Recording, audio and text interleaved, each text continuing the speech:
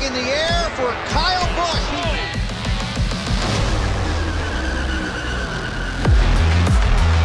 Kyle Busch wins California.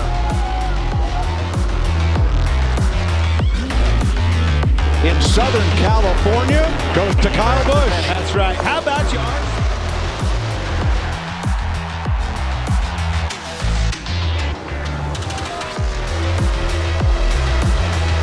All right, they just confirmed 8 is your winner.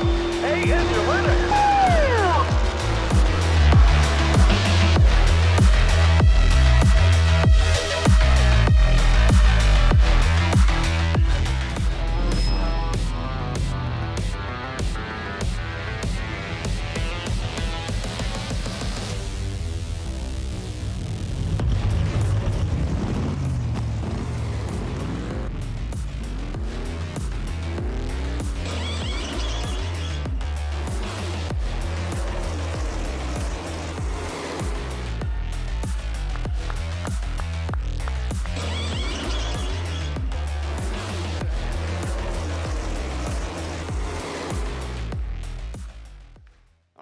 Good morning, FICO world.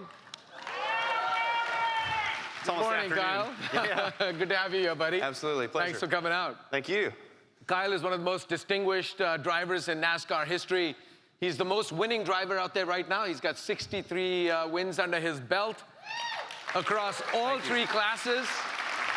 And he won last weekend. That's right. Yeah, we won. Kyle and his team have partnered with FICO in driving our mission of financial inclusion, financial empowerment forward through credit education and financial literacy. Thank you, Kyle. Really appreciate that, man. Yeah, of course. It's a noble cause, and we're great to really appreciate having you on board with us. You know, there are so many things about you that I find fascinating. You have an obsession with winning. Yeah, that's right. Once you get a first taste of it, that's all you want. Yeah, I know, and a lot of people here feel that way, by the way. That's right. They're obsessed with winning as well. I've heard you say some incredible things. I race to win, not just to participate. That's right. Man after my own heart. Winning never gets old. It doesn't. No, you never know when your next one is or your last one is, but you always want to keep out there and go and get more. That's right. To me, winning is everything. Losing is not an option. You've been doing this for a long time, buddy. Yes, sir. And you have stayed with that same passion for winning. Mm-hmm. How does that happen over all these decades? I mean, being relentless, you know, you just never settle. You always want to strive for more. You always want to go out there and achieve, even though we call it checking the boxes. Even though I've gone out there and I've achieved most everything, there's still another box out there that I've never checked. It's winning the Daytona 500. But, you know, you also... Let's do that one together, I know, right? Yes, I want to. We were oh so close of doing it. Last year we were leading. We actually led mile marker 500, but there was a caution flag that flew, so we went into overtime. Yes. Anyway, long story. Didn't get the win on that one, but, you know, just some other things that you take into account while you're racing, of course, is risk-taking. You know, for me, like, you can't be afraid to take those risks to be successful. I mean, there's a lot of times where, hey, I've overpushed the limits, I've crashed a car, you know, but that's what makes you better. You got to find that limit, you got to find that edge in order to keep going after it and getting those wins. And there's a lot of strategy that happens in every race. Every decision matters, working with the team, making sure that all that stuff comes together, and the hard work. I mean, that's what it all boils down to. There's no substitute for work ethic and the hard work to be able to have that success. You got to put it in. You got to have the people around you be able to put it in to be able to go out there and win. Yeah, I love that, you know, and having those people around you. I mean, winning is not a singular thing, right? We all win as teams. We win together. That's right. How do you get your team to have that same passion and mindset for winning? I think it comes off me a little bit, right? Like I've got that passion and I have that, but you know, racers, we're all a different breed than normal jobs, I guess. You know, it's not a typical 9-to-5 job. I mean, it starts with the right people on the team, and you're looking for those athletes, you're looking for those people that have that desire to win, everybody that wants to put in the full effort, everybody that wants to come to the shop and to be able to give you their effort all the time, no matter if you're going home at 9 o'clock at night or whatever it might be. I mean, it's the passion of it, and it's the desire to win. And once, like I said, we talked about earlier, you know, once you win that first time, you get that taste of it. Yeah. You're hooked, you know, that's what you want. Yeah. You know, there's a lot of people in this room, you talked about calculated risks, right? There's a lot of people in this room that take risks on a daily basis. Mm-hmm. But I'd go so far as to say our level of risk-taking is a little bit different than your level of risk-taking. Yeah. You know, you're a big believer in pushing the envelope. Like you said, you've crashed your car like before. How do you actually approach risk? I mean, you're making split-second decisions while you're racing. You're going through a corner. You want to figure out, you know, should I go forward? Should I stay back? Should I, you know, try to overtake somebody, not overtake somebody? What is going through your head? Like, how are you doing this risk and reward calculus in your head? Yeah, I mean, it happens on the fly, but it's more of a learning experience that you have over time. I mean, you're pushing the envelope, you're taking calculated risks all the time. One of the most notable times that we do it is starts or restarts. You know, everybody's all bunched up, you're all close together, depending on who you're around.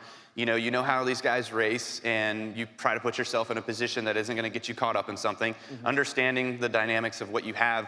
If it's the beginning of the race, it's gonna be a little bit more lax. If it's the end of the race, I don't even know what to say. We tend to like to crash more than we like to find the finish. So, you know, this day and age, it's just a lot different. But, you know, figuring out how much to push, when to push, what time of the race you're at, you know, if you're in the beginning of a run on tires or the end of a run on tires, and all the fuel strategy that comes into play. How do you risk exactly where you're at on the track? And for instance, this past weekend, I won the truck race, and we were coming off the corner. I was side by side with a guy, and as you're coming out of the turn, there's what we call the side draft, right? When a guy is next to a guy, you can actually pull on each other to position yourself compared to them. So I actually drug the brake out of the turn coming onto the straightaway where you're supposed to be wide open to position myself further back, so I could get that side draft, so by the time we got to the next corner, I was ahead, and I could slide up in front of that guy. So you're just doing that all on the fly. Sweet, I love hearing that. Yeah. That's awesome. Yeah. You know, you said earlier, every decision counts. And folks here are constantly evaluating and measuring and figuring out how to balance sort of that strategic decision making, right? Especially with all that they have access to. And I know you were showing me an app behind, right? We were going through a racing app and we were talking about how when we were younger, I'm a lot older than you are, but you know, when we were younger, we didn't have all this to us in front of us, right? Now there's so much information that's actually available to us, including to you, right? So how do you approach decision making as a racer, as a team? How are you using all this stuff? It's all about preparation. You know, you got to prepare, you got to get yourself ahead, you got to know the notes and the things that have happened over previous races. You know, you build that anticipation of understanding what might come next. And so we have a strategy for every race. We meet before every race. We kind of figure out exactly what our plan, what we want it to be. But as you're in the race, it's constantly changing anyways, you know? So sometimes you got to throw it out the window and think of something else. This past weekend, we were kind of stuck in 20th place. We weren't really getting very much track position, and we were kind of at the point of like, what are we gonna do to get ourselves up front? We're fast enough, but we just can't get through the dirty air, we call it, to pass guys on the racetrack. So we made a decision during the race to change our strategy where we ran long on fuel and others started to pit, and we caught a caution. And so we jumped from 20th up to 5th on that run, and then we were able to hold the top 10. We scored a top 10 finish in the weekend. So it's communication and collaboration with the pit crew and letting them know how my car is driving, how it's feeling. They're telling me what the strategy play is looking like staying out on that instance. So, you know, I'd say another fun example for me was earlier this year, the Daytona 500. Again, another Daytona 500 story. I was in the outside lane and we were moving our way forward, and then we lost the momentum of the draft, and so we kind of got sucked backwards. So we're running 28th, and it was like 5 laps to go, and we love data, right? We all love data. So the data tells you that, hey, there's an 80% chance that there's gonna be a crash in the final 5 laps of the Daytona 500. So I'm sitting there running in line in 28th, and I'm like, I'm not gonna make my way through these guys. Why am I gonna be so close that I'll be in the crash? So I literally was like, okay, I'm gonna back off. I'll get out of here a little bit. I remember seeing you do that, and I'm wondering what's going on here. He's actually going backwards. I faded backwards because I was like, well, if they crash and I'm in it, I'm not getting anywhere anyway. I'm gonna finish 28th anyways, crashed. So if they all crash and I'm further behind, heck, I went from 28th to 7th when they all crashed. You know? So I inherited the top position again. I mean, that's just kind of the things you constantly thinking. No, you know, using historical data, building a strategy, you know, having the toolkit to be able to do that, and then optimizing that strategy in real time constantly, right? And I know in many ways you guys are running the same kind of things, right, that we run, looking at data, applying analytics to it, deriving outcomes from that, or insights, converting those insights into decisions, then optimizing those decisions, simulating them so you can see what's going to happen before it's even going to happen, and then running it all in real time. That's right. Man, we're made here to do something special with this car. That's right. I've also heard you say there's no substitute for talent. That's Although true. You're one hell of a talented family. Your dad raced, your brother raced, you raced. You've all had great success as racers. I get the sense you're never really satisfied. No, it's hard. It's hard to satisfy. What does hard work mean to you? Well, I mean, obviously it's a discipline, right? Like I feel like I wasn't necessarily born into racing, but my dad was a passionate guy. He loved cars. He was a mechanic. He raced. And so, for me to kind of jump in, when it was my turn to race, it was always taught, like, you are going to be in the garage, you are going to be working, you're going to be putting in the effort that it takes, the blood, sweat, and tears to be able to go out there and work on the car, to understand the car, to know, to build that mental toughness, to build that adaptability to what that task is, to then go out and race it and understand the consequences if you crash it, right? So, I would say also just the continuous improvement. We always work on our cars to try to improve them and make them faster, to make them better. All the data, all the analytics that we get, we go through all that stuff to make ourselves better for the next time that we go back. And we practice it, we discipline it, and it's just something that I've always done growing up in a racing family. Practice makes perfect, right? Yeah, well, not always, but yes, it could help. Well, you become automatic at least, right? Yeah. You're not sort of thinking about it at that point. So, no, I get that. It makes a ton of sense. The car looks great. It looks super striking. What do you guys think? You like the way that car looks? Yes. My wife tells me blue's my color, so I look good. I think blue with FICO on the front looks really good on you. Yes, thank you. But I know you didn't pick FICO, and we didn't get into this thing because of how good the car looked or how you look in blue. So why FICO?